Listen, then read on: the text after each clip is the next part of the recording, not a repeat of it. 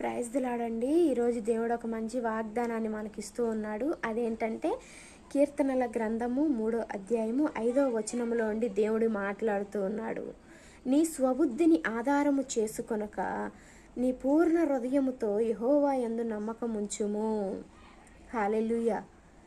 మన బుద్ధిని ఆధారము చేసుకొనకుండా యెహోవా యందు నమ్మకముంచుము అని దేవుని వాక్యము సెలవిస్తుంది. ఈరోజు చాలామంది ఎలా ఉన్నారంటే దేవుని మీద ఆధారపడకుండా వాళ్ళ సొంత తెలివితేటల ద్వారా ఏవేవో చేస్తూ ఉంటారు, కానీ వాటన్నిటిలో విఫలమవుతూ ఉంటారు.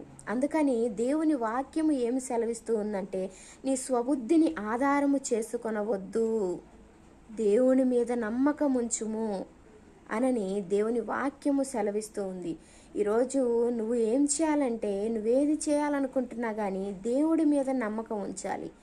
నేను చేస్తున్న ఈ పనిలో, నేను చేస్తున్న ఈ జాబ్ విషయంలో, నేను చేస్తున్న ఇంకేదన్నా విషయంలో కానీ దేవుడే నాకు తోడుగా ఉండి నన్ను ముందుకు నడిపిస్తాడు అని నువ్వు దేవుడి మీద నమ్మకం ఉంచినట్లయితే దేవుడే సమస్తమును మనకి అనుకూలంగా మారుస్తాడు. అందుకనే మీరు మీ స్వబుద్ధిని ఆధారము చేసుకొనకుండా దేవుడి మీద ఆధారపడండి, దేవుడి మీద నమ్మకము ఉంచండి.